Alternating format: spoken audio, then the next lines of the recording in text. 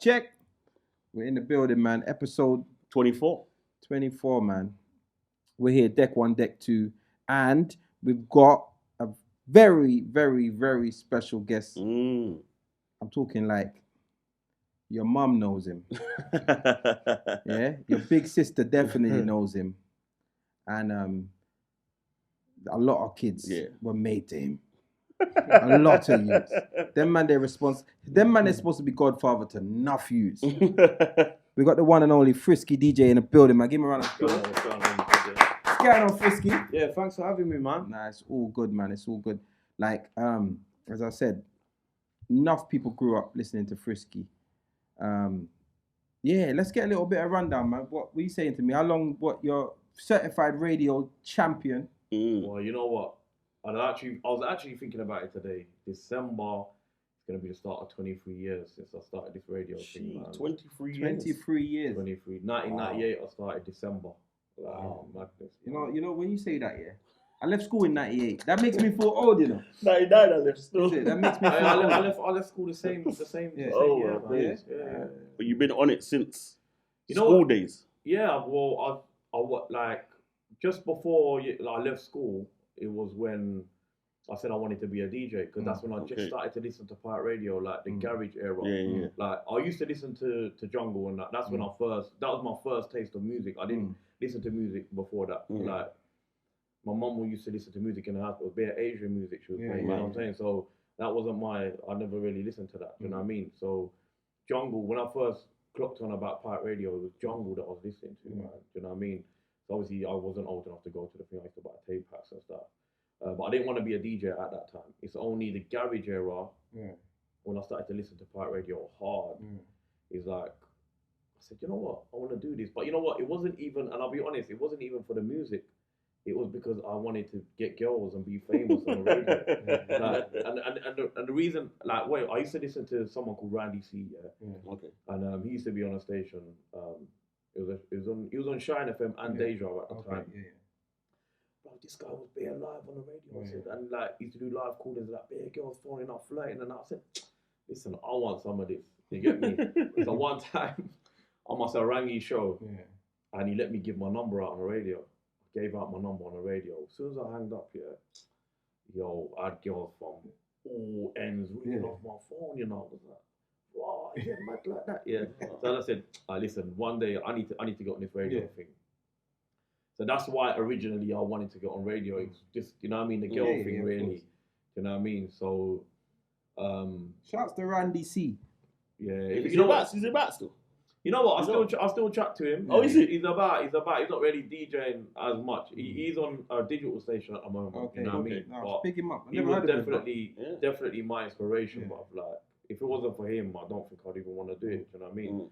So then when I told my friends, I said, yo, I want to be a DJ. But everyone was taking a piss out of me. You know? Is it? Everyone was taking a piss out of me, laughing at me. Oh, you're going to be a DJ. Oh, where are you going to go? And that, you know, like when you got a dream and that, like you just want to like just go for it. I said, you know what? I'm going to prove all you fuckers wrong. Like, I'm gonna do something one day. So then I was buying records and that. These times I didn't even have no decks, you know. Yeah. I had one deck. He was buying records before you had. Yeah. Well, you like a hi-fi system. Yeah. With the record on top. It was one of them separate ones. You get me? So I plugged it into the hi-fi. It wasn't with the hi-fi. It was just a separate thing. It was a belt drive thing. So I used to just try and scratch on it and all that. You get me? So yeah, I had that. That's how I used to listen to music and that. Play the records and I used to save up my lunch money and that, just at school times and that. So yeah, it was garage I was buying. So originally it was garage I wanted to do. And that's the era though, because I wasn't into, growing up all through school, I wasn't into garage, you know, but as soon as I left school and it was raving time, it was all about garage. Because that was live. Yeah, that two-step era. Yeah. It was live. It was mad. And even to this day, bro, like I love just playing two-step. That's what my thing, you know what I mean, from back in the day. So yeah, so I was just doing that. These times I couldn't even mix, you know. But I had made connections with the radio stations. Like I used to always listen hard, so they knew my name. Like Nav from Leighton, like they knew. It's like I knew them personally. You get me? So then I started shouting them. These I couldn't even mix, you know. But so I'm just trying to get on radio. I came across this tape. Yeah, it had no jingles on it, no nothing. I passed it off as my own.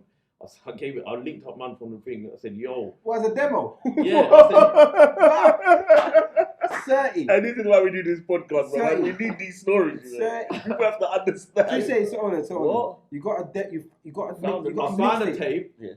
And it had no jingles on it, no nothing. No Just name. a straight mixer. No. Yeah. I said, yo, that's my thing. Yeah, I put the label on it, put my name on it. Yeah, put it in the case and that. You get me? I linked up, man. I linked up someone from Shine FM, DJ Craze. I met him like literally right by my house at the bus stop, like because these times Shine FM was in Walthamstow, so it wasn't really too far from my house. You get me? Obviously on the station there was a lot of man from the ends that was on there. Like Slim Ting was on there. Maxwell D was on. Riley C was on there obviously, but there was a couple man like from my ends and that was on there.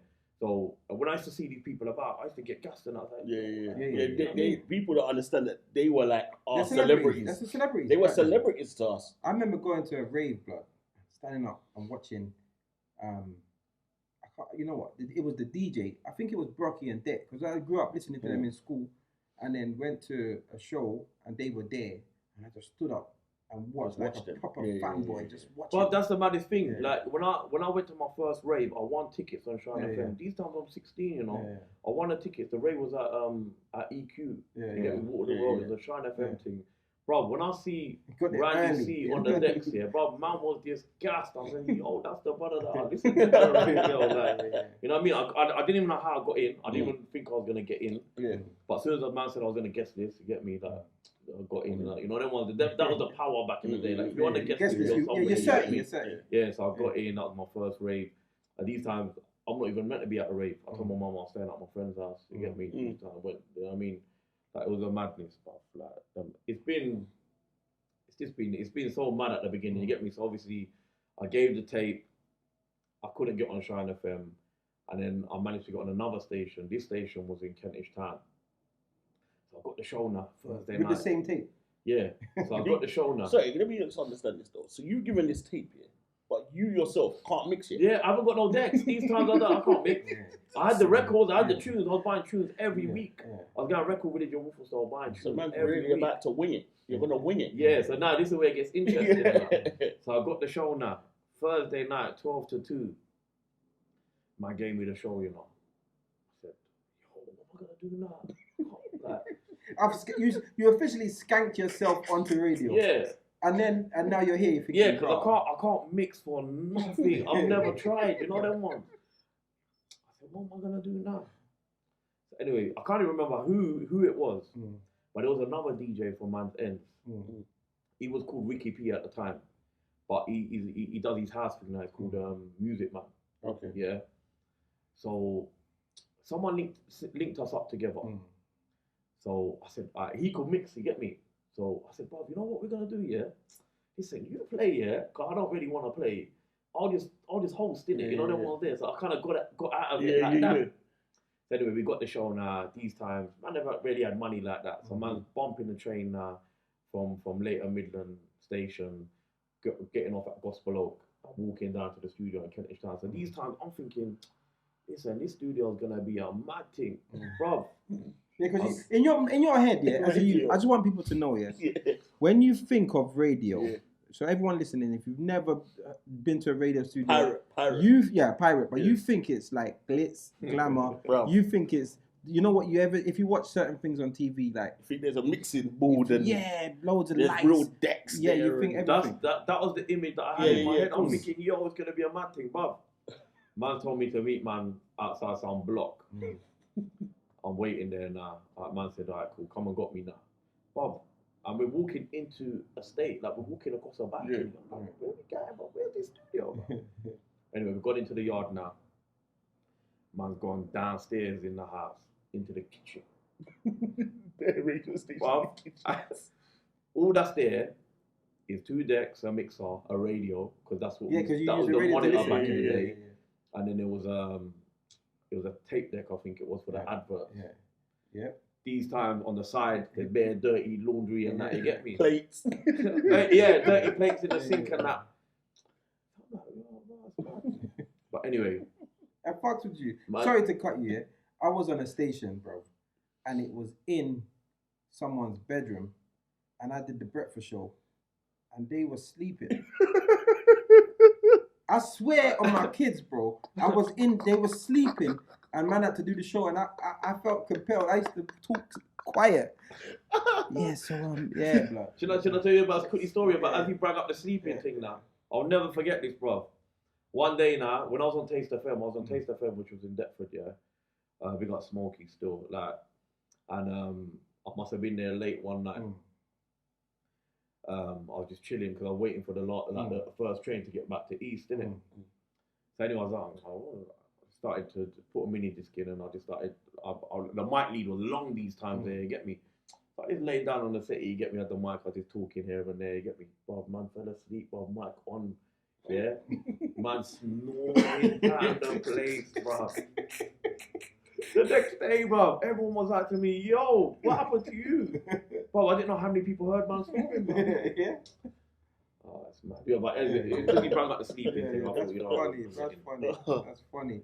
So, all right, listen. So you've been in radio for 23 years. How many stations would you say you've been on? Like, in your whole career up until now? All right, the first one was Divine FM, which was an 88.6. After that, I went to Taste FM. I was there for a couple of years. Then after Taste FM, to Heat FM, which was in Tottenham. We got Chris J. Then I was there for a few years. That's when it started to go a bit mad for me. Like I started to make a little name for myself on Taste. But it's Heat FM. When I went there, it started to go mad. Yeah. Then I was there. Then I left there. Then I went to Raw Mission. After that, at the same time, I was on a hip hop station called Itch FM. That was a straight hip hop station in Camden. I was there. After I left that, that's when I went to Deja. And then Deja, I was there. Boy, that was the longest one. He was Deja. Yeah. He was the guy. I went there. When did I go there? It was just the start of the grime, 2001, 2002, and I was there all the way up until I think I left there 2014. Left there. I took a little break. I had a lot of stuff going on. Then I went on top. I was there on top for a little while, on and off. So yeah, I think that's all of them, you know. So I don't even know how many that is, but it's a lot. But in between, it's a decent career though. But in between, I have done a few guest shows on other stations in that time as well. Like I did a couple of shows on Freezer FM as well, which was a big station in West London. You know what I mean? But yeah, like the ones that I was consistently on, I'd say the main ones for me was Taste FM, Heat FM, Raw Mission, Deja, and On Top. Just sort of the fight. Solidified the thing. No, that's sick, man. So, all right, cool. So we've got a 23-year history. I used to listen to you. So I used to listen to him. But yeah, so let's talk about your style of show and how you got to that. And before all of that, the name. The name. All right. The name. Because the name. You know what it is, yeah? In my head, yeah, I'm seeing the influence from Randy C, you know. Randy and Frisky. I'm seeing something. I'm seeing a pattern. I'm seeing a pattern. So yeah, tell me how you got the name. So you see when I gave up my number on the radio and that, and girls started obviously calling, and then I kept in contact with some of them, you know what I mean? And then there was this one girl, like, literally, like, used to speak to her all the time, you get me? And I said to her, yeah, man's trying to do this DJ thing. I don't know what name I'm going to call myself. I don't know. And then she just gave me the name Frisky, and I was like, oh, you know what? Them late night calls. Yeah, so I was like, you know what? And you know what they say, sex sells, isn't it? Yeah. So definitely. I was like, yeah, you know what? Cool. So it was DJ Frisky at the time. Yeah. And then so I did. And when I went to Deja, just one day I was like, yeah, it's the Frisky DJ, and I was like, oh, that actually sounds sick, you know. Let me be different. So put the DJ at the back. So I just swapped it around. You get me? Because no one was doing that before. Do you know what I mean? I just swapped it around, and so that's basically where the name came from. So big up Cassie, because Cassie gave me the name. If Cassie's watching. Big up Cassie, you know. The radio regulars, Bro, listen, I'll tell you something. Have you been on radio station? Yeah, I was on Raw Mission before still. You was on Raw Mission? Yeah, back in the day still. What was your first station? Mate. One in Brixton somewhere, in someone's, the purple woman's house. Like the whole house was purple. All the walls, all the shoes, all the stuff in the house was purple. It was like just off of Acre Lane. Bro. Yeah. I remember that. I can't remember what station it was. You know, I went on a few stations still back in the day. Is it? Yeah, like Grime Days, isn't it? Yeah. So okay. MC and all these different. So was you like a regular on any station, or was that just a lot of? We done On Top for a bit, but it used to be, brother. It used to be on off Old Kent Road. Yeah. Near the was it HSS thing at the end of the road? Yeah, in a you know a builder's cabin. Yeah. It was in one of them on the end of a road, a dead end road. It's mad. Listen, there's been some mad studios, you know. Brother, the epic one, I have to say, and the biggest impact for me, which was Deja, Bro, if you had seen Deja studio, it was on top of Club EQ. Yeah, I remember that. Yeah, when I got on there, I'm thinking, like I knew the studio was in the club. I knew it was in the club. Like, everyone knew it was in the club. So I'm thinking, it's gonna be in the main room or the second room or something. You get me? Like, man's gonna be thumping that. You get me? Man taking me up on the roof, bro. Door wide open. I'll never forget this, bro. In the corner, big mountain of rubbish. Yeah. What? You get me? Like I used to be up there late nights. You know what I mean? When I was doing the late night thing, like, bro, anyone could have come up there, you know. Just dead man off, bro. No one ain't gonna know nothing. Industrial estate and all that. But that was that. You know what I mean? So everyone thinks radio thing. You know what I mean? But it's mad. That thing. And when I was on Heat FM, bro, we was in a hostel building. Yeah, every so often we were just licking off a door, going in, setting up, bro. Yeah, you know what I mean? You know, but bro, stations are like my first station was Power Jam, man. Now Power Jam was a big reggae station back in the day. My dad used to be on it. And I was like, bro, I need to get. That was the route that I wanted to go down, innit? Well, it was a safe route for me, innit? So I managed to get on there. Anyway, gone to this. It was an Old Kent Road, same thing, but you got to go. It's like you're going into some builder's yard, and then you got to walk down. You know what they call? You know what them big things that they send cars abroad in? What they call? Oh, I'm talking about the containers, the big containers, in one of them. That's what I'm talking about. Those kind of things. But you see, the thing is, you have to walk down like a little alley. Or your back, scrape up everything, And them it's horrible, bro. And then they moved to Battersea, and they built a room in a room. Oh yeah. You know what? Rinse FM used to be like that, you know. Bro, it's so hot in there. I have to sit in there bare chest, bro. Bro, it's so hot in, bro. They built a room in a room. So like instead of just soundproofing the room, they built a whole new room in the room. Yeah, so you go in the room, and there's people in the room watching TV, you know, and you got to go. Straight in, sit in this room, and then we shut the door. And it's all soundproofed off, and they got everything in there, no fan, hot. Yeah. I went on 2 radio stations like that. I went on one station called Time FM back in the day. It was in Muswell Hill. Bro, it was a room in a room. You had to crawl in. There was a little like a, you know what I'm saying? Yeah, it crawled in, you know. Yeah. Like crawl in. What? Like once you're in, you close it. Hot, like, bro, mad. And literally, you got no space in there. So literally, you're standing, your back's touching the wall, and the decks are literally in front of you, bro. You know what I mean? But it was mad though, because when it was closed, you couldn't hear nothing. But they had a trip switch on there, so when you open the thing, the music used to cut out. They close it back. Pretty smart. That's quite smart still. Rinse FM used to be like that. I went up Rinse one time, and Rinse FM, they had their studio was in the Free Flats, one of the Free Flats in Bow, and they had a room in the room as well. You know what I mean? Like, room in the room. People won't get it, bro. But it's mad. All right, I want to ask you this, So your style of music, like, so most people I would guess would know you for the slow jams. But obviously you say you started with garage. What took you to slow jams, and is that your main music, or is like what is Frisky like? What if you were to describe yourself? What's your DJ style? Originally, obviously, I wanted to be a garage DJ. But when the garage died, around like 2000, 2001, when it kind of went a bit grimy, you know what I mean? My uncle, he was a DJ as well at the time, and and he told me, he said, you know what, jump on the R&B thing, because the R&B thing is gonna be massive. And these times I didn't know nothing about R&B, you know what I mean? And then he used to basically set my record back for me. He used to give me his records, and he used to set it and in order of how to play. You know what I mean? So when I was on Taste FM, that's when I started to play R&B, like late nights and that. When I used to just be in the house and that, I could just play. And no one cared, because obviously it's a predominantly garage station, 24/7. It's garage. So I started playing the R&B thing, but no one's caring. I said to Uncle, what this R&B thing is dead, bro. No one ain't caring. He's like, listen, trust me, innit? So when I went to Heat FM after Taste FM, that's when it just, you know what I mean, the R&B thing, like, we just went mad. So that's when I just started buying R&B records. Like my uncle showed me about getting on mailing lists and all that. So then I was getting on all the mailing lists. They was sending me records and that in the post and that.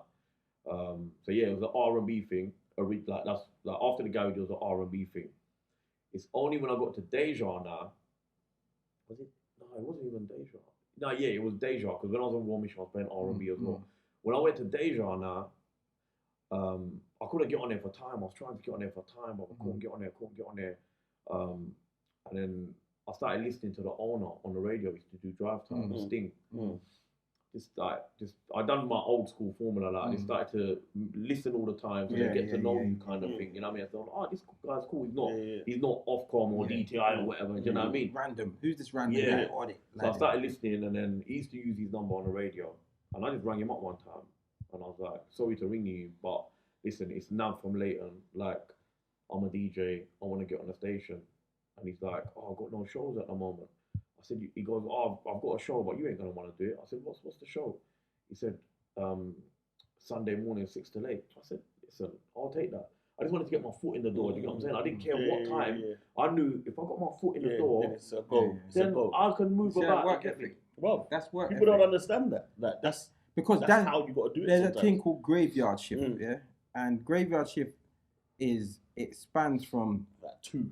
I'd say 2 from 2 a.m. all the way up. So like 8 a.m. But this is what I'm going to tell you now, how I got to the graveyard shift now. So I got the Sunday morning 6 today. I'll never forget that. Bro, I used to have to walk through Hackney Market, you get me, to get to the studio. But these times, jammers, you get me, done my show, doing the show. And then I was like, there's no other shows in that.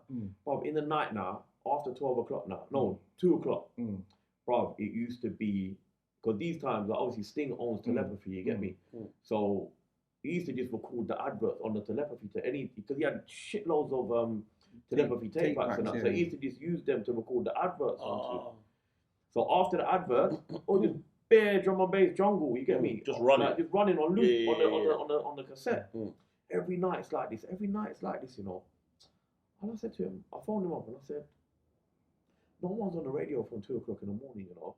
Let me do them shows till the radio goes off, because these times radio wasn't 24/7. Used to go off at like 8 o'clock in the morning. And then come back on. After. Yeah, so he goes, well, you want to do the graveyard? Yeah. Listen, man, I'm gonna do it, bro. So now he told me, all right, cool. If you want to do it, do it. I said, all right, cool. I said, like, what am I gonna play now? It's late night. I can't do the hype thing. You know what I'm saying?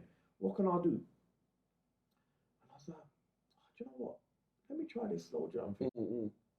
Because you know what? Entertainment crew, they used to be on a Sunday night, and they were doing a slow jam thing. And then, so I was kind of like watching what they were doing. I was like, you know what, this slow jam thing kind of popping off still. So I said, I'm gonna do it, bro. I ain't gonna lie, I didn't really know nothing about slow jams, you know. I didn't know nothing about. I knew about the debate ones. The debate ones, But you know what I done? I don't know if you remember that CD.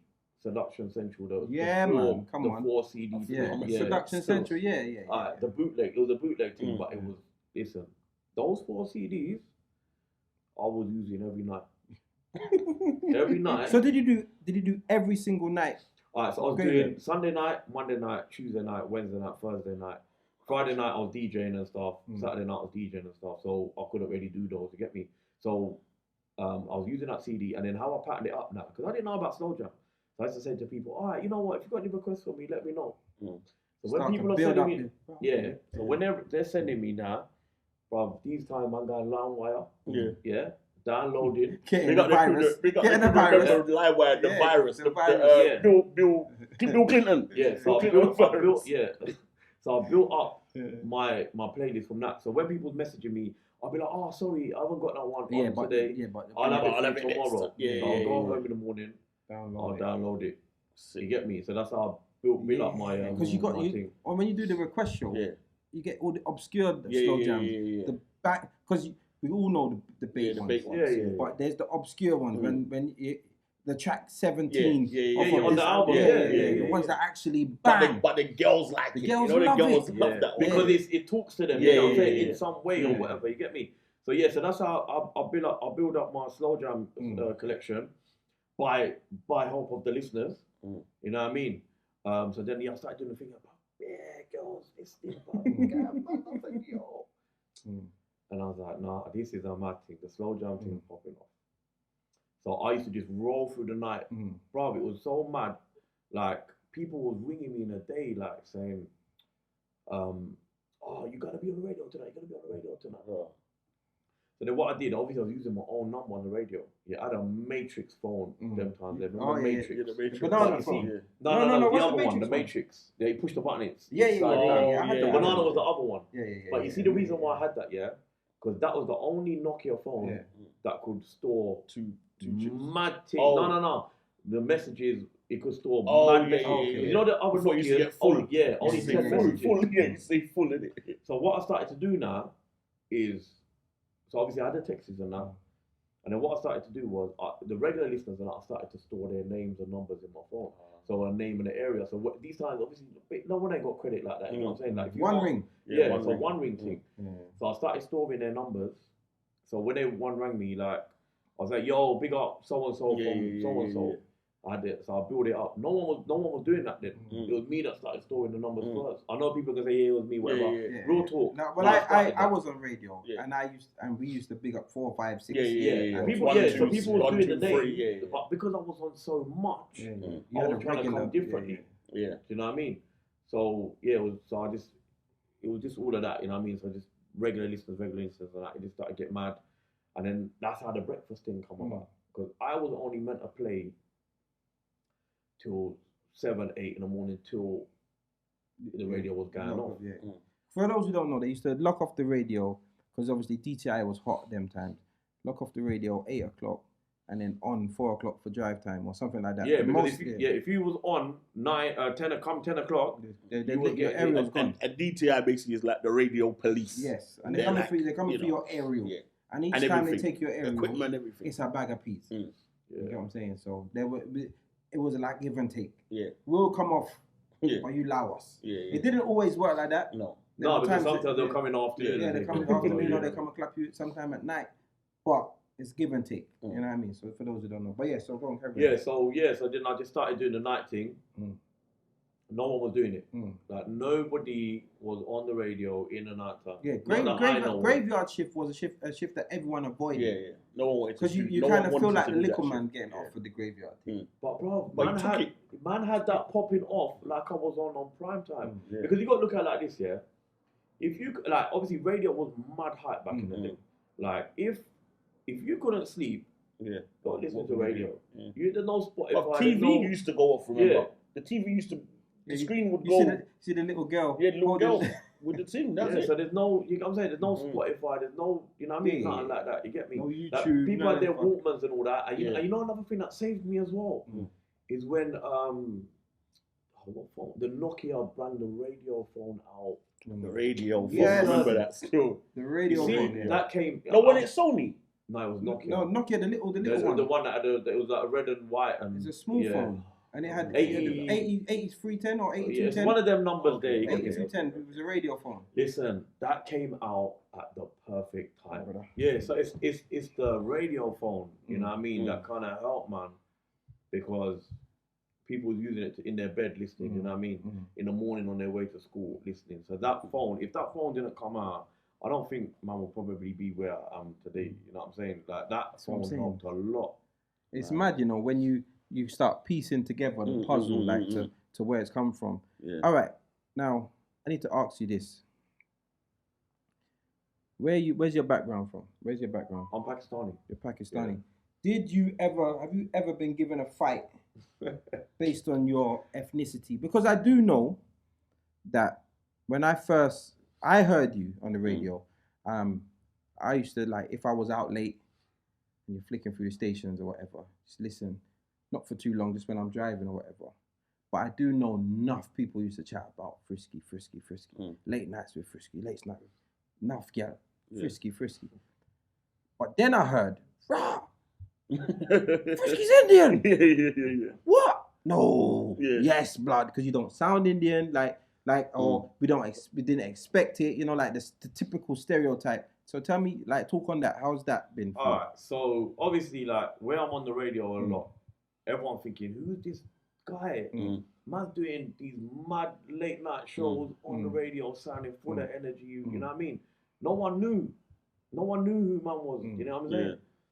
So obviously, there's no social media. You know what I'm saying? So you can't go on the Instagram and see what's going on back then. You know what I mean? Like, so when I think when people first found out, I don't even know. I think it must have been an under 18s or something like that. You know what I mean? When I had a booking and stuff, and that's when people like got to think. But what it was back then, when I was doing my raves and stuff, I used to always put my boat on the flight. Do you know what I mean? So that's how people got. But you know what it was? At first, it was like people used to say to me, like, "Oh, why are you trying to be black and this and that and rare." But the thing was, I grew up in East London. You know what I'm saying? Like, I'm not Cockney in it. I grew up in Leighton, in the hood. So obviously, I'm gonna pick up on slang or whatever you're saying. It's not like I'm going on the radio and I'm trying to sound like I'm Jamaican because I'm not. But culture don't have a colour. Yeah. And you grew up in the culture. Yeah. You grew up on the ends with the man them, and that's your culture. Yeah, that's it. So I guess like you're not trying to be anything other than what you are. So was there like a lot of? Did you ever get any like doors closed? I feel when I went onto the first radio station, I felt like man didn't really get no love like that. Do you know what I'm saying? And that's how I felt at the time. You get me? But other than that, I never really had any issues.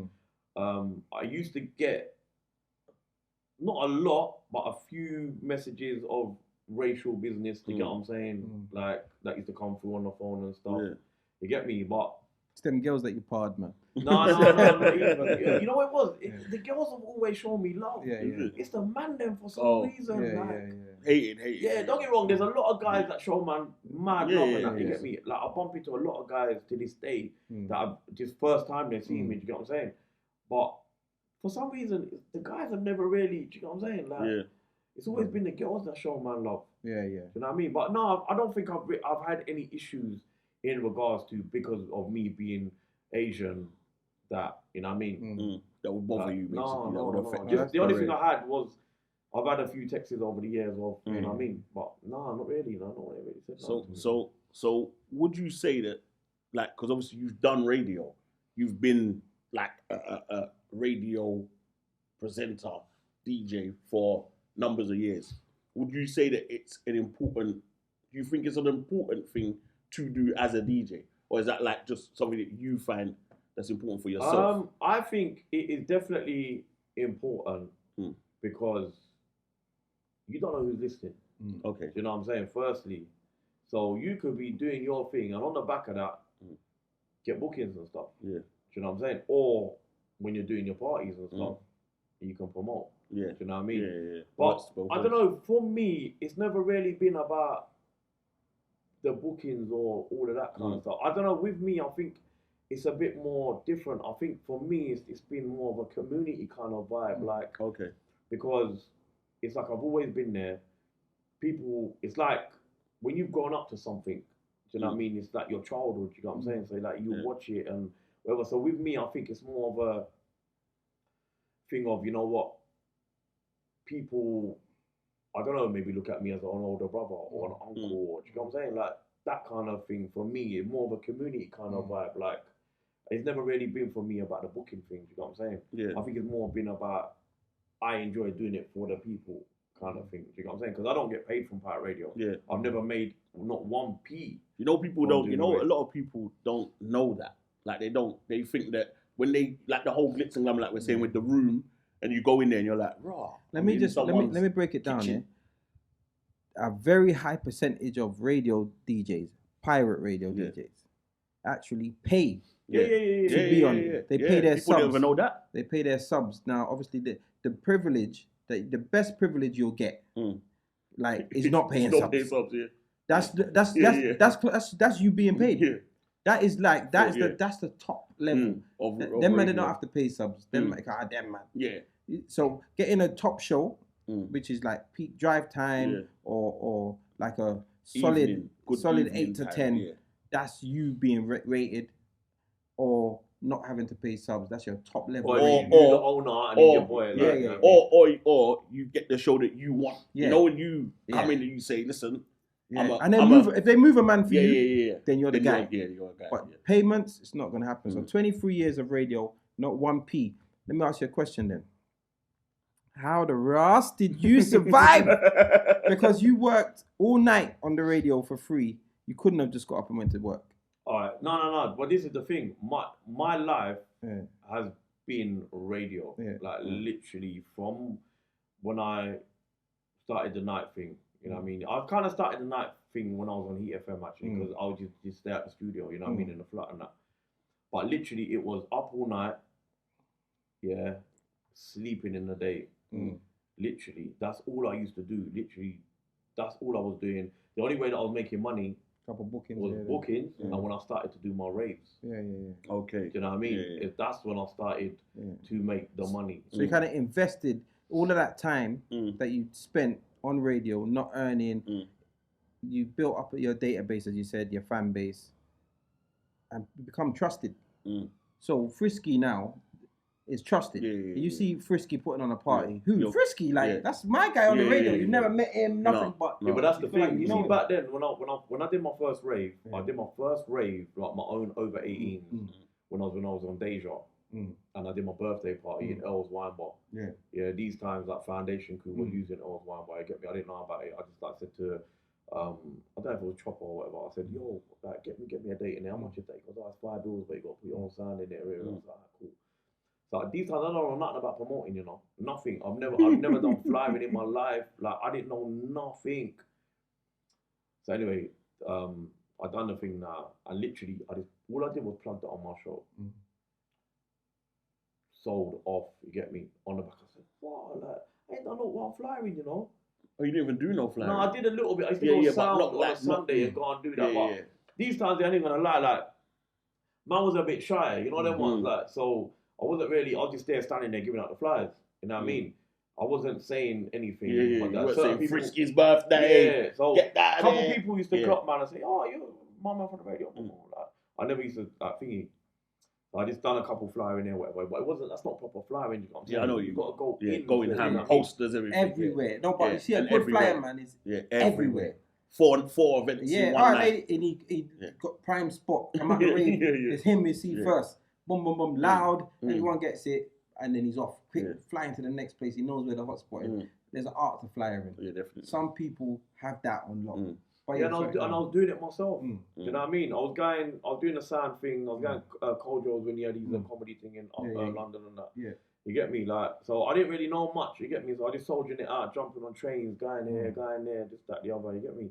So I just done my first rave now, sold off. I said, yo, okay. So nah, it's all radio listeners, you know what I mean? So then I just started doing it once a month.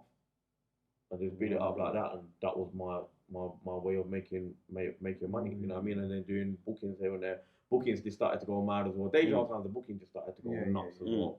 You know what I mean? Imagine. So because you were popular, bro.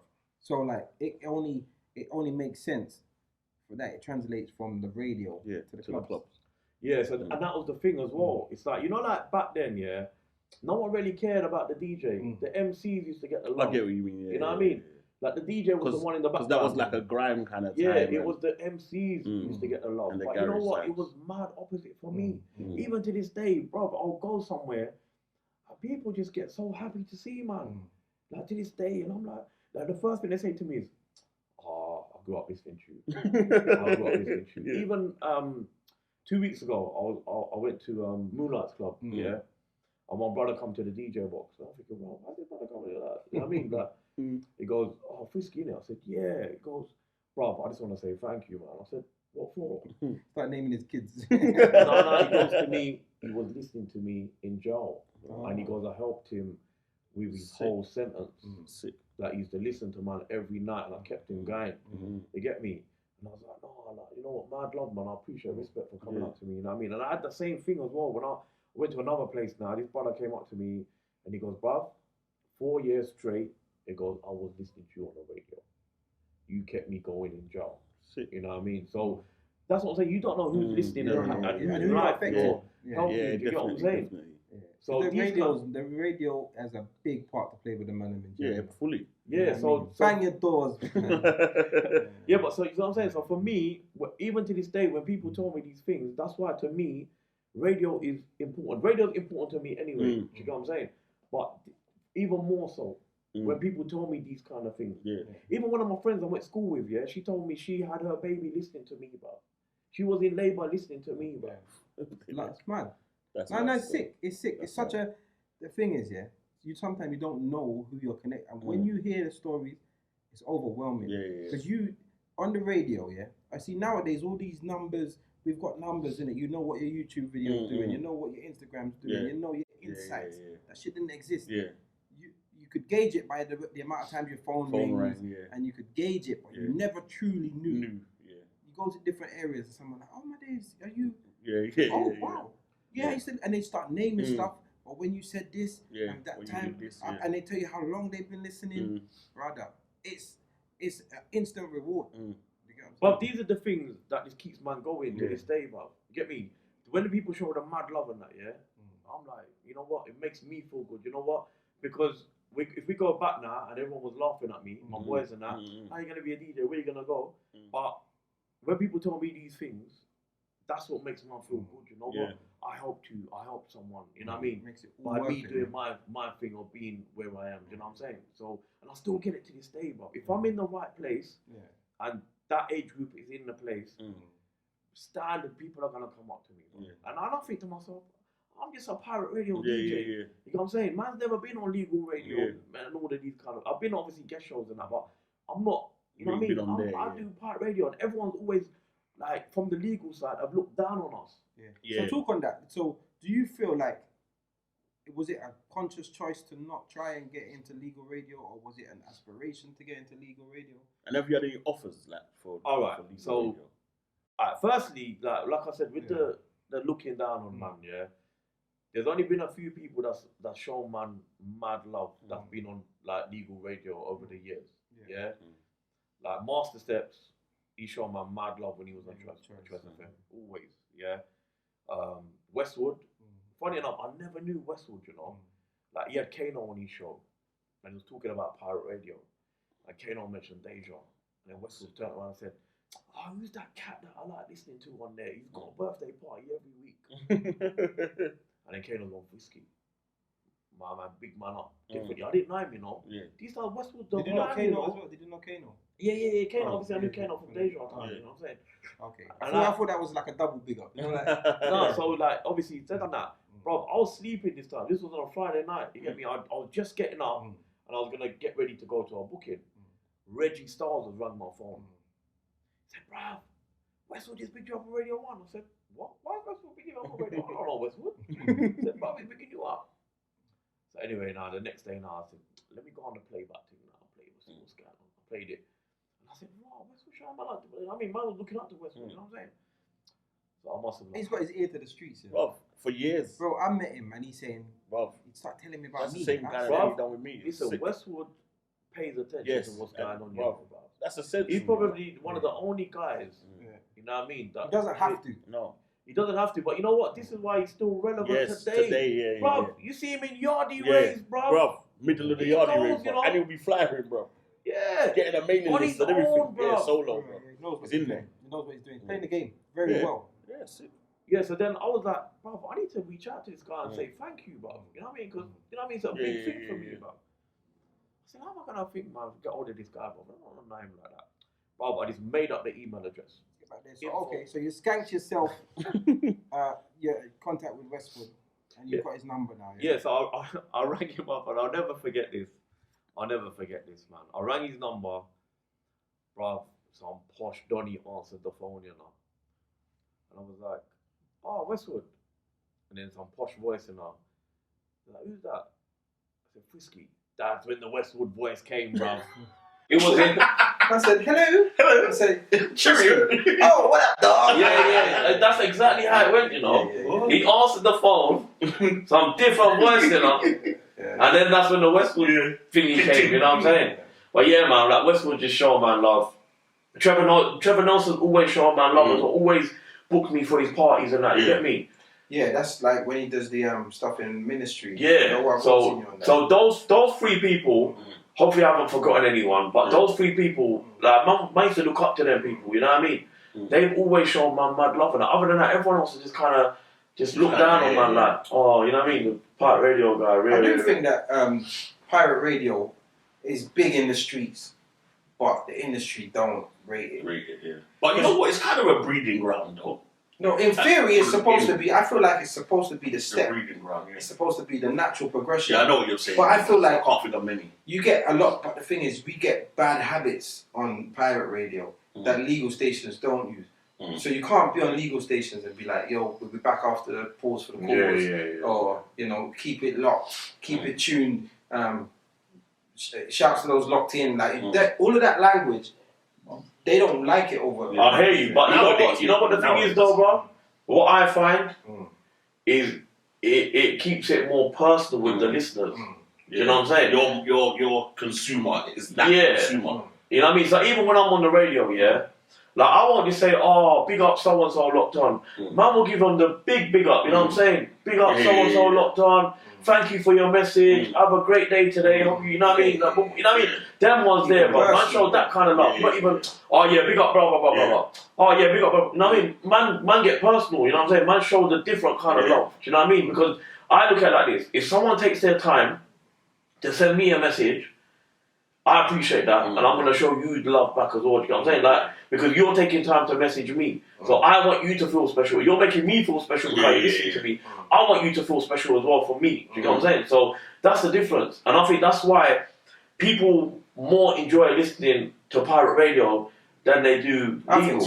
I get it because maybe there's a few things they don't like, like the talking. Don't get me wrong. Like back in the day, I was bare talking over every song. Yeah, Miss Cool, yeah, you know what I mean?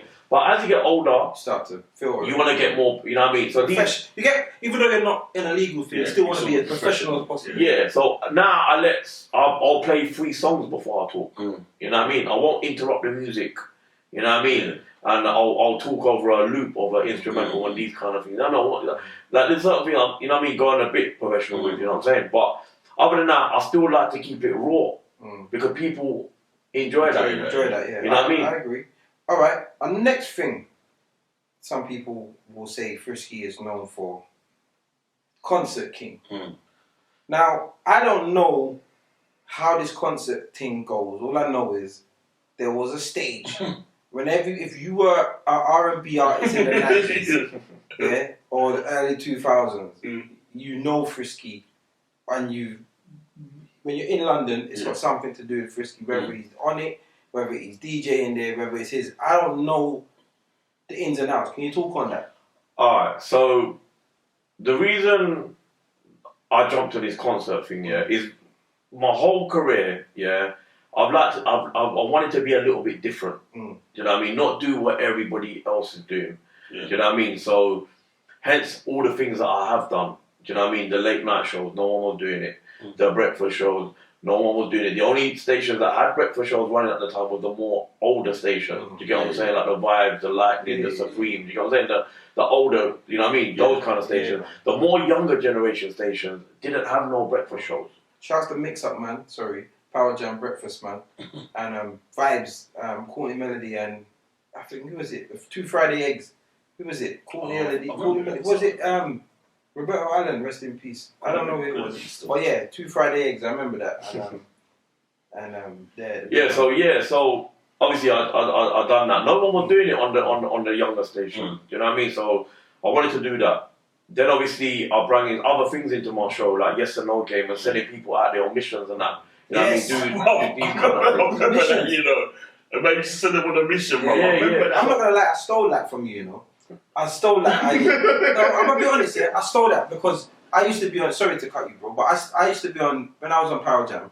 I remember stealing that send them out game because I was trying to be interactive and I had a moped at the time. Yeah. So what we would do, we tried to adapt it a bit, but what we used to do is like find a spot, like we'd tell someone to go somewhere and I would meet them there, jump on a moped and fly there and meet them.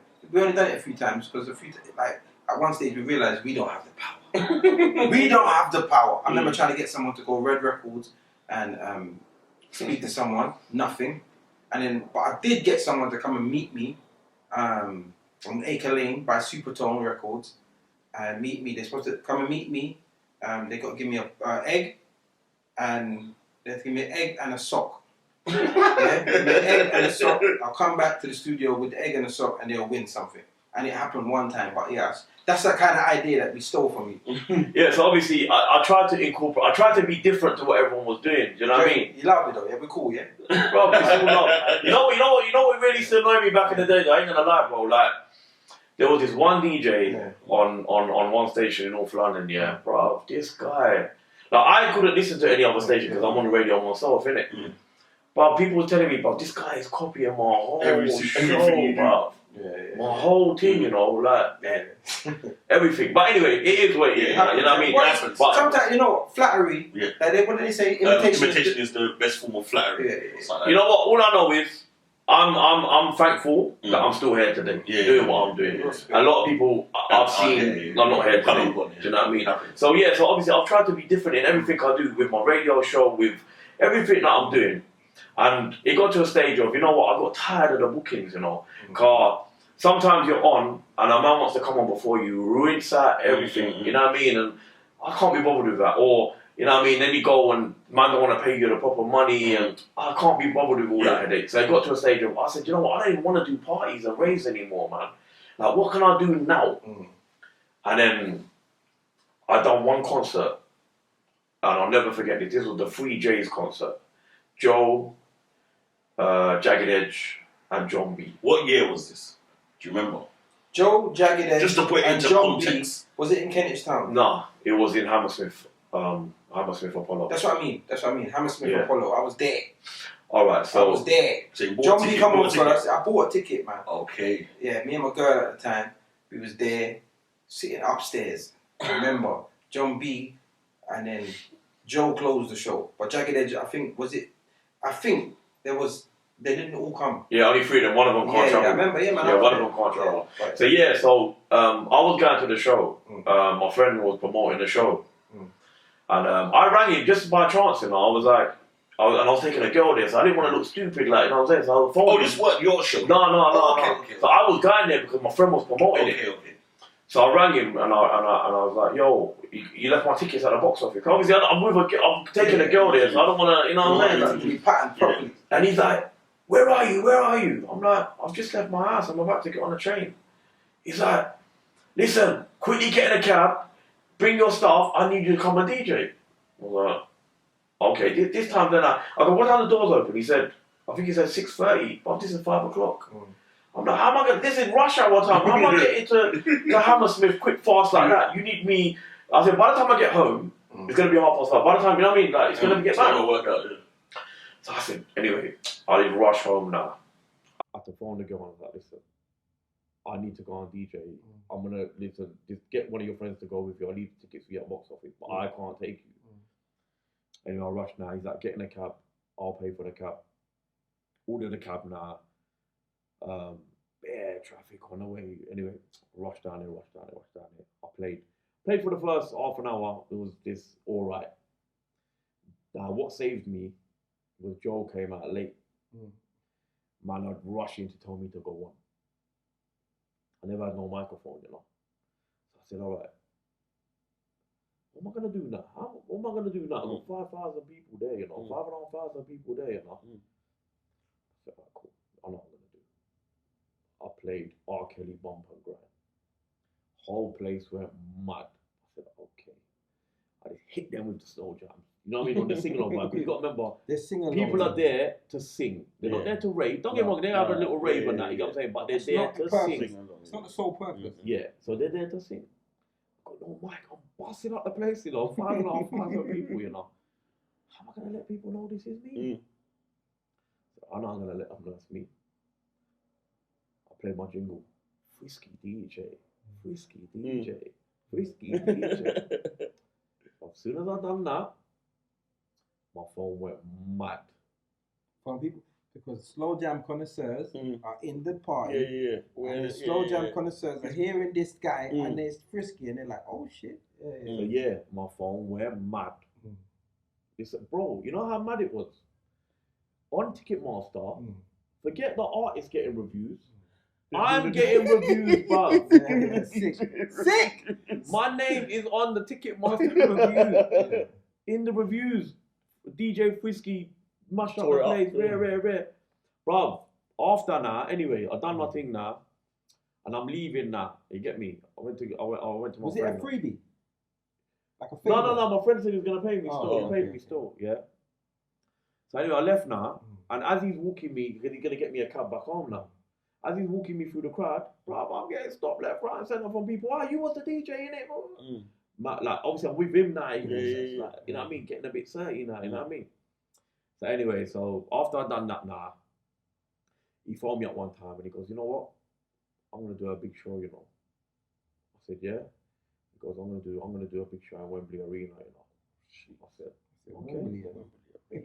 I said, okay. He goes, Buff, you're gonna be my DJ. I said, all right, cool. Say no more. Anyway, and I thought it wasn't gonna happen because I think a couple of years passed now. You get me? He phoned me up now. I said, bruv, boom. I've lined it up. Boom. Jodeci, Blackstreet, Drew Hill, Changing Faces, SWV, and Damage. The big one. Big one. So anyway, put out the flyer now. Bruv, the show sold out a week before the show. 10,500 tickets. I've gone out. I've gone now. And I was like, bare shook, you know. This is going to be 10,500 people now, you know. This is a different thing now. Yeah. Different level. And I was DJ with Rampage. Yeah. Okay. And I think Eddie Caddy was hosting as well. So anyway, I've gone out now. Me and Rampage doing our thing. So now what's happened now? Jodeci, one of them fell off the stage. Oh yeah, I remember. Did you remember? Who was it? Which one of that? No, it was I think it was one of the one. It was either Darwin or Devante, one of the two. Because one of them didn't come, but one of them was a. But anyway, so now before they come on, bro, I done my soul jam thing again. I got 10,000 people singing, bro. Mad. Yeah. Mad. Boss it up before Jodeci. You know? So anyway, they come now. And I'll never forget this as well. So anyway, fell off the stage. Bro, that day I was trending on Twitter. I was trending on Twitter saying Frisky should have just carried on playing. Frisky should have played their album. Oh my god. You know them ones there. Frisky turned the place into a mad thing and you know what I mean? All of this. Bro, I was trending, bro. So then, you know what I mean? So then I said, nah, this is what I need to be doing.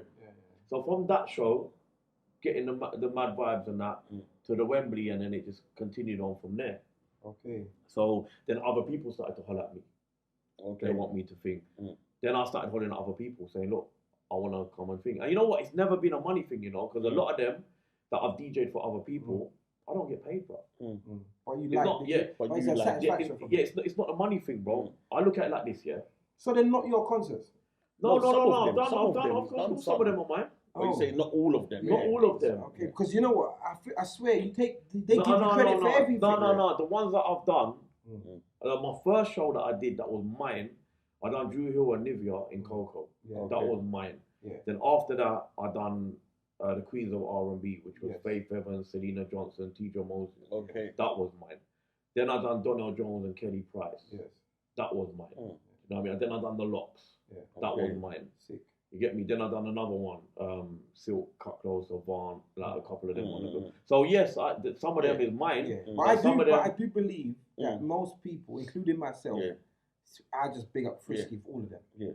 I feel like you've monumental. Yeah, all like of them. you've owned them, if Yeah, you know what I mean. You kind of solidified. put them on your back. So even if you've just been playing and busting them up, in everyone's head, Yeah. including mine, you are synonymous with these events. Yeah, but you know what the thing is? I work very closely with the promoters. Do you get what I'm saying? So you might as well say I've got involvement in it. Yeah. Because obviously is what I can help bring to the table as well. Because I move a lot of tickets when it comes to shows, a lot of tickets. You know what I mean? Because it's that era of where I started, and you know what I mean. It's that you know what I mean. You got the crowd for it. Yeah. So then I work with a lot of people. Yeah. And obviously I have done my own as well. You know what I mean? But everyone just assumes they're mine, which that's cool. Yeah. It's not a problem. Yeah. Because on the back of it. If it helps sell it out, then cool. I've helped my people make money. It will help with your future. Yeah, but you know why I like doing them as well? And this is another thing why I like doing them. Because you know when you get the concert crowd, there's a lot of people in there. They don't go parties. They don't go these things. They are solely there because they are a fan of whoever's on the bill. Yeah. They don't know who the hell I am. They don't listen to pirate radio. They don't, you know what I'm saying? So when I go there, I get to advertise myself to people that don't even know who I am. A whole different audience. Do you understand what I'm saying? Like there's certain shows I've gone to, I'll give you an example. Like when I DJ that Boys to Men, like, listen, the crowd in there was late 40s, early 50s. You know what I mean? Them kind of ages there. You know what I mean? Predominantly a white crowd. Oh, yeah? Yeah. They don't know who I am. They don't know who I am. But they're Boys to Men fans. You get what I'm saying? So when I'm doing my thing and busting it up, they're gonna remember me. That DJ. Blah, blah, blah, blah. So I've kind of built up a little fan base, we might as well say, from doing the shows. Do you know what I mean? And these people now, they listen to me on the radio as well. Because when I go there, I advertise my show. I put my stuff up on the screens. You get me? And then I'll say it on the wall. I'll say, listen, who drives to work in the mornings? Who's from London? I've met them at noise, blah, blah, blah. And I say, all right, you know what? When you're driving to work in the morning, make sure you put on this station. You'll catch me. And on the back of it, enough people listen to me, bro. They followed me up on Instagram as well. I'll give out my Instagram. They'll follow me, you know what I mean? And they're just watching what I'm doing. And they, majority of the time, they follow me because they want to know when the shows are coming up. Yeah, when the next show is. Do you know what I mean? Because they want to follow, and people might not understand, but it is important that DJ that is on during that concert. Because that DJ, like you're saying, fills that gap where the artist isn't there. And, do you know what I mean? Because you know when you go to some of the like the Live Nation shows and all of that, they got any dead players playing, bro. Yeah. You know what I mean? There's no atmosphere, and then if Drew Hill are taking long, you feel it. Yeah. I feel it. And it's a job for the presenter because they got to come out and say something. Yeah, people don't want to hear it. So they don't want to hear that. Playing right fills that gap. Yeah, people just giving them a little entertainment in between, and I get to advertise my thing. You know what I mean? To people that don't know who I am. Yeah. That's why I love doing it as well. Speaking of your Instagram, it's you're quite a character. No, to be honest, like he's quite a character. Like one of the things that always stand out to me every September, he puts the picture up of him. I saw that. A little school kid with his face, like back to school time. I saw that. You're quite a character. Like, is that just who you are? Like how? Alright, so everyone knows me. Like, I'm the banter guy on radio. You know what I mean? I do my foolishness, and you know what I mean. My thing is this, I want to make people smile and I want to make people laugh. I'm not a comedian. Do you know what I'm saying? I can't go on stage and start. You know what I mean? I can't do that. Do you know what I'm saying? So my way of making people smile and laugh, because you don't know what people are going through. Do you know what I'm saying? So I just want to make people smile, laugh, and kind of bring traffic to my page. Because you know what happens when you put up something, people will forward it on. You know what I'm saying? And it ends up if it gets a lot of interaction, it ends up in the explore page. And you know what I mean? And people kind of think. So I just like to have a little bants, you know what I mean? And make people laugh once in a while. It's working for you, man. It's working for you. But not just posting flyers and no, of course not, because that don't work. You got to keep people engaged. You got to keep them entertained. But that's literally what they follow you for. All right, I want to start with you first. top slow jam male artist group, like top three. Like Three? male, yeah, top three. I'm not really a slow jam guy, but Jodeci is my number one. Yeah. Like number one. Diary of a Madman, my number one in it. Like I can do that album, the whole album. Sit there, listen. And I don't listen to whole albums, really. So yeah, Jodeci, probably Usher.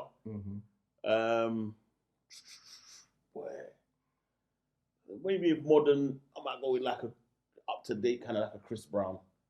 Mel's, you said, didn't it? So yeah, I'll go with that. Okay. And you? Well, that's a bit of a hard one still. But you know what?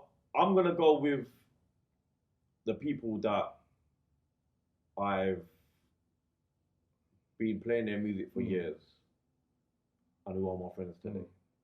Which is mad as well. Do you get what I'm saying? Like, it's mad that you can say that. My number one, who I think is very, very underrated, and he should be bigger than what he is Donald Jones. Okay. Yeah. And that's mad because I actually like randomly came across him. Like I heard This Love on a mixtape. And I was like, yo, this guy's voice is mad, you know. So then I kind of looked into him and now like, you know what I mean, he's my mate, you know what I'm saying? Yeah. Like whenever he comes to London, I go and see him, he shouts, man, you know what I'm saying? I talk to him here and there as well, you know what I'm saying? Sick. So him, definitely. Another one, I would say Drew Hill. They've just been like one of my. I think they're very, very underrated as well. Definitely. They need to be. They should be bigger than what they are. You know what I mean? And the third one, well, I don't know him, man. I never met him in my life, but I'll say Usher still. Yeah. Like, I think those are my three. The top three. Yeah, my top three still. My top three are Jaheim,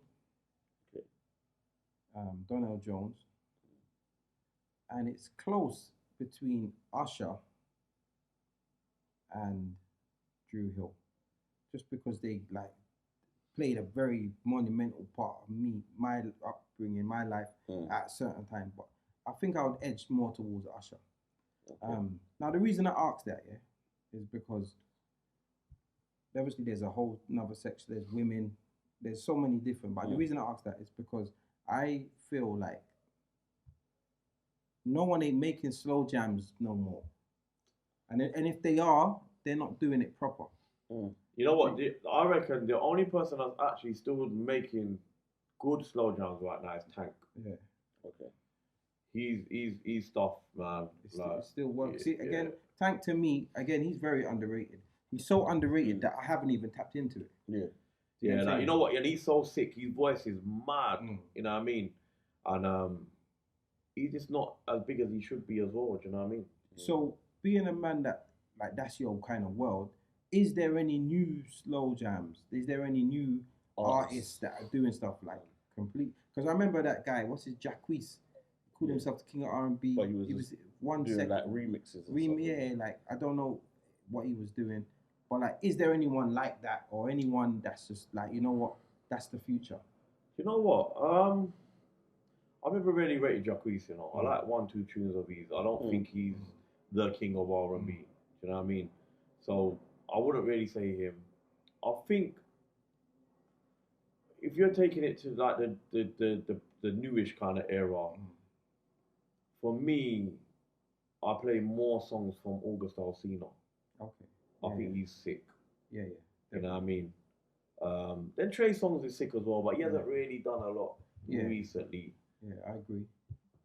But I don't know, you know, like this is my thing as well. Like I just love the old school thing, man. Yeah. You know what I mean? It's very like, even when I'm trying to go on these DJ websites and download music for my show, it's mad difficult. Like, I can't find stuff that I like. I don't like the trappy business. I don't like it. You know what I mean? They're just talking. I can't understand them what they're saying for starters. You know what I mean? And I just don't. You know what I mean? What they're talking about drugs and this and that and what is it? I don't want to be. You know what I mean? It's not the shout. Yeah. So back in the day, when I used to get sent songs to me, 9 out of 10 times I got songs sent to me, I used to like it. Do you know what I mean? Now, it's so difficult for me to find music that I actually like and want to play on the radio. Yeah, no. So majority of the I time, I just stick to playing old school, man. Do you know what I mean? It's mad hard. The old school. I feel like music goes around and round, innit? And they got golden eras of music. So if you like go back the 60s, you know, the Sam Cooks and the Otis Redding and stuff, and Marvin Gaye or what, like the early 70s and stuff. Then you had it got funky and it started getting a bit disco-y, and then it went to the 90s, and that's the R&B. And then I feel like I do feel like it's gonna do that resurgence, and we are gonna get that back. I hope so. You know, because right now they're doing a lot of remixes of the 90s the hits. old stuff, Yeah, sampling them and stuff. Sampling them, I've noticed that. but that brings the feel. Like my daughter's like the other day, she's listening to a song and like I'm like, what do you know about that? You know what I'm saying? Which is a good feeling because to me that's good music you're listening to. So I do feel there's going to be a bit of a resurgence soon, and I hope, because you know, I hope so. We need to rescue. Yeah, no, but you can't see it because a lot of people have been sampling a lot of old stuff recently. There's a lot of people been doing it. You know what I mean? So hopefully it can come back. You know what I mean? But music is just, man. I always said this, man. 90s is the best era, like to this day. You know what I mean? Yeah, I agree. And then I think, me personally, I think R&B died around 2008. So you see, this is interesting because we had an R&B show, and on that show we had Chucky. Ace, Chucky, Cypher from New Winner Roadshow, and Godfather. Yeah, and the conversation basically was, is R&B dead? And they're like certified R&B connoisseurs, and they're like, no, it's definitely not dead. And they got a list of new R&B. They have some names I've never heard of.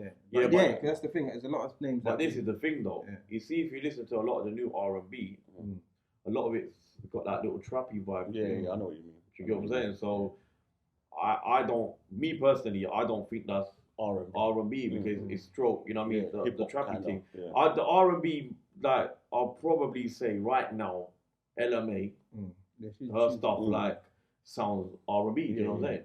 Like, but there's a lot of things that it's got that trappy kind of vibe. What about like a Summer Walker? You know what? Some of her stuff is actually is decent. But I don't really know much about her, to be honest. There's a couple songs I know about. And the ones that I do play, I like them. You know what I mean? But I don't really know. I ain't gonna lie, man. There's a lot of new artists right now. I don't really have the time. But as I say, you're not plugged into it because you prefer what you prefer. So on your radio show and stuff, you kind of just a good vibes. You play stuff that you know, and you concentrate on just making people feel good and stuff. Yeah, and the thing is that with my radio show, I never plan what I'm playing. Okay. When I get up in the morning and I'm ready to go and do my thing, that's when I'll be like, all right, what am I gonna play? I never ever plan my show unless it's a specialty show like where I'm playing slow jams or I'm playing garage. Then I still don't plan it. Obviously, I just go my Serato and just, you know what I mean. But when it comes to when I'm on the radio in the morning, I just decide what I'm doing there and then. I never plan it still. So one thing, just to rewind a little bit, when you were getting bookings off of the back of you being on Deja a lot, were you getting slow jam bookings or just bookings to play out and like? Nah, the majority obviously like just R&B, hip hop or bash or whatever. Do you know what I mean? Because I was playing everything. It wasn't just the slow jam thing. But some people were shouting me because they wanted me to do a slow jam thing. You know what I'm saying? So, but the majority was just, you know what I mean? Just R&B, hip hop, bash. You know what I'm saying? Are you aware that there are a lot of children that were made during your shows? Like, do you aware of that? Have you ever been told? Like, yeah, you know what? A couple girls have told me still, like, you know what I'm saying? You know what I mean? They was getting it on while listening to it. You know what I mean? But yeah, I can assume there's a lot. Yeah, you know what I'm saying? 100. But no one has directly said, listen, this is my son, and he was made to you. And his name is Frisky. You know, they start naming Michael Frisky Jones. But yeah, it is a madness, man. All right, so before we wrap it up, as I said, it's a good look to. Well, thanks for coming, my brother. No, thank you for shouting me, man. I appreciate it. I want you to if there's any aspiring young DJs that want to be on the radio, I think that you are definitely pirate radio royalty. So what kind of tips can you give to anybody that wants to come into radio?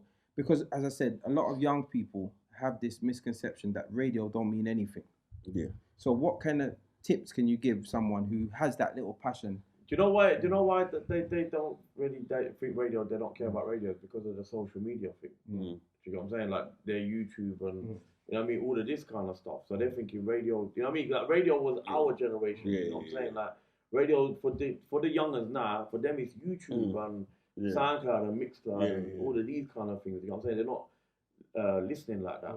But for me, like I would say, it's definitely a very important thing to do because you don't know who's listening. And a lot of nowadays as well, and even before as well, a lot of the people that are doing stuff for the legal radio are listening. You know what I mean? And they're looking for new talent or whatever, and they have to go to the pirate radio for that. Do you know what I'm saying? So it is definitely important to do. And don't be one of them guys be like, oh, I just want 8 to 10 or 10 to 12 or whatever. Just get what you can get and then just build that up. Do you get what I'm saying? It's not always about the 8 to 10 and the 10 to 12. Do you know what I mean? You got there's other things, and you'll be surprised of how many people are listening. Do you know what I mean? So it is definitely a thing I would say that people need to do, because you know what, I still feel radio is still very powerful to this day. Do you know what I mean? If I go on radio tomorrow and say something mad like thingy, and people don't, you know what I mean? Listen, that is gonna, you know what I mean? You know how negative news travels mad fast. Like, right, you hear what Frisky saying? So people are listening, you know. Do you know what I mean? Like, we got the power. This is why some people don't like it, because we've got the real power. Do you know what I mean? We don't have any, you can't talk this, you can't say this, and you can't do that. Do you get what I'm saying? So the people are still listening. You know what I mean? And even to this day, like when I took the breakfast show on the radio, I wasn't planning on doing it. It's because Suey was on my case. As Milkshade left the breakfast show on top, Suey was on my case. I'm like, Suey, I ain't got time, bro. This is not 20 years ago, bro. Like where I can just sleep in the day and be up in the night time. You know what I mean? I got things to do. You know what I mean? I DJ 5 nights a week on a normal day. I ain't got, you know what I mean? I ain't got time like that. I'm not getting home at 2, 3 in the morning. You expecting me to get up at 5 o'clock in the morning to start my show, go at 7 o'clock? How am I do that? And then he's on my case, man. Like, I'm like, bruv. He goes, you know what? Just do a show, man. Just log in, man. I mean, just log on and just do a show. I'm like, all right, cool. So anyway, I've gone and done a show now, and it's gone mad. People messaging me like, yo, where have you been? Gassing me up. So you need. Say it's the endorphins. So I done the Thursday and the Friday, and I said, you know what? To everyone that's listening right now, leave the weekend with me. Let me think how I'm gonna do this, because this is a big commitment to take on, you know. And I don't like to do things if I'm not doing it properly. That's always been my thing. And then I just ended up doing it, and then, you know what I mean. So radio for me, like all these years later, everyone saying the radio's dead, it's still firing. So people are listening. Whether people say, oh, it's dead or whatever, you got to remember this, it's not back in the day where everyone's on a missed calling thing. People are listening silently. Don't get twisted. You might think your phone's not ringing. So I think DJs should do it. So, and for those who don't know, Frisky, you can catch him in the mornings on Top FM in London. You can also catch him on a Monday or in the morning on. And it's right now. Well, my show's syndicated all over the place. Well, I saw a madness on his page, bro. There's like 4 different radio stations. Yeah, you know what it is? The beauty of the internet nowadays. It's just mad. Like everyone's just been shouting at me. Everyone just wants me to just do their breakfast show on their station. So are you doing one show, but it's broadcasting my home, around? My home, to make it clear, is on top. That is my home. Yeah. And on the back of that, other stations have hollered at me and said they would like to play my show. Is it a problem? I said, no, it's not a problem. Do you know what I mean? It's all love out here. You know what I mean? It's not like back in the day where this station's not like that station. Man.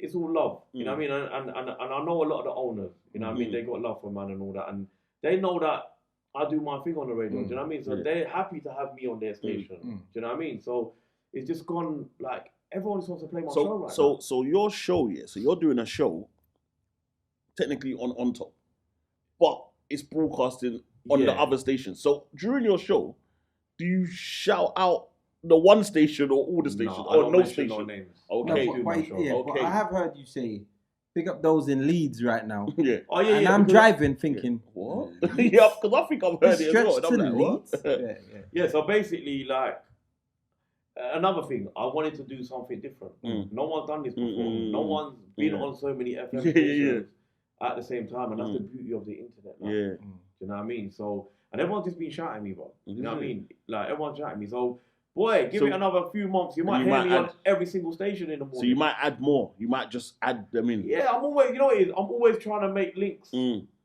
think. There's another station I've tried to pattern up as well. So, bro, right now, I'm just trying to lock down the underground airwaves. Yeah. That's me.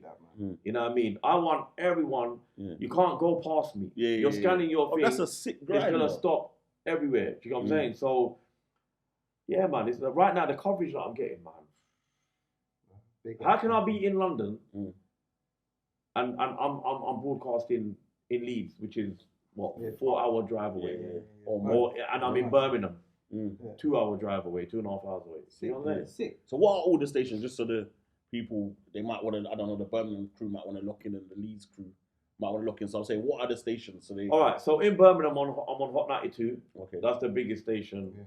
That is for me in Birmingham. There's only 2 pirate stations in Birmingham, but they're very different to what they do. You know what I mean? It's like a Lightning and a Vibes. Like Vibes is more of a reggae vibes. Lightning is a more of a R&B soul, and you know what I mean. So obviously over there you got the Hot 92, which is the R&B vibes, and then you got the Sting FM, which is more of a reggae bashment kind of vibes. You get me? So yeah, for me, Hot 92. Yeah. Okay. So for me, that's the number 1 station. And then there's only one station in Leeds. Yeah, that's Fresh FM, so I'm on there. And then there's other London stations, isn't it? I'm on a station in West London, covers West London. Okay. So that's Slam FM. On a station in North London, Cream FM. Jeez. A station in Kent, which is called Juice FM. You know what? Fuck it. You know what? If we had the crowd, no, you know what it is. And the thing is, I don't want. You know, no, forget that. You're certified radio royalty. Yeah, I don't. Yeah, with me, my thing is, I don't want no title. I'm just happy to just entertaining the people and doing my thing for the people. And you know what? They're humble. I love that. I don't want it, bro. Trust me. Like, I never say I'm the best. You're not in it for the glory. No, man. I never say I'm the best. I never. You know what I mean? I never do these indirect businesses on the radio and all of that. I just do my thing, happy vibes. You get what I'm saying? Like, if people want to listen to me, I love that. If they don't want to listen to me, it is what it is. Do you get what I'm saying? Like, it's like Marmite, innit? It's either you like it or you don't like it. Not everyone's going to like me. Not everyone's going to like my banter or how I sound on the radio or whatever. Do you get what I'm saying? So, whoever appreciates it, thank you. If you don't, thank you as well. Because there's certain people that I don't like to, their voice is annoying or, you know what I'm saying? Like, not that I don't like them like that. No, but just some things you just don't need to. Yeah, so you don't have a bridge you don't need to follow on social media. It just happens, innit? Yeah, I don't. That's what I've always said to myself. I don't want no awards. I don't want no title, no nothing. I'm just. So you want to take an award if you got? No, I don't want no award. I don't want to. So be if we nominated. gave you the Deck 1, Deck 2, I'll say Radio King award. I'd say thank you, but I'll say, you know what, give it to someone else. You know what? I respect. Because I don't want no title, bro. Because you know everyone tries to go on so you don't have to keep the title. You could just have. No, but you know what I mean. I don't want it like that. You know what I'm saying? My thing is this: like, I'm just happy just doing what I'm doing for the people when I have to. Like I said, I don't make no money from radio. I've never made any money from radio, so I'm just happy to do what I'm doing. It's not easy waking up at 5:30 every morning. Yeah. Because I'm not a morning person, believe it or not. I'm not a morning person. Is it? No. Don't sound like it in the morning. Hey, kids! Sound like Barney, like he's on it. No, but I'm just saying that I'm not a morning person. But you know what it is? Sometimes I want to turn off my alarm. I turn over and go back to sleep. And then I think, nah, man, the people's waiting for me. You know what I mean? Sick. So, and I do it strictly for people, you know. You know what I mean? I do my thing and I make my money how I can make my money. Do you get what I'm saying? radio for me, bro. You know how much money I pull out of my own pocket and I give away stuff on the radio. Yeah. No, Like that's sick. the kids and that, I give away vouchers every week. Well, before lockdown, I was giving away £40 worth of vouchers every week. If they win, I'll say to them, "What do you want? You want the JD voucher? You want Nando's? You want TJ? What do you want?" And I was I just, think I heard this before. and I just send it to them. Yeah. You know what I In mean? your own pocket. Yeah, bro. I don't that get is- no sponsorship, no. bro. And I keep it real 100 as well, yeah? There's certain people that sponsor my show. I don't ask them for no money, bro. Yeah, there's one takeaway in Loughborough Road, yeah? And they sponsor my show. I give away lunch every day on the radio, yeah? I don't ask them for no money. Do you know what I'm saying? And I don't even live in Brixton for me to go there every day and go get food. You get what I'm saying? I told him, listen, I'm in Brixton today, I might go and get food. He goes, brother, I'm not there. Just go there, say your name, you're good. But because of the timing and all that, I didn't end up Did they know going what there. you look like? Huh? Because I might pass. yeah, you know. But you know what I'm saying? So for me, I don't want any money. If I can help someone's business, cool. Yeah. Bro, imagine, last week, I gave away an MOT on the radio, bro. A free MOT. She's gone. Yeah. That's cool. Yeah. On the radio. Like, an MOT, bro. Yeah, So wait, let me ask you a question. Say like you gave the MOT away, I won, but I failed. You fixed the car. No, that's not my...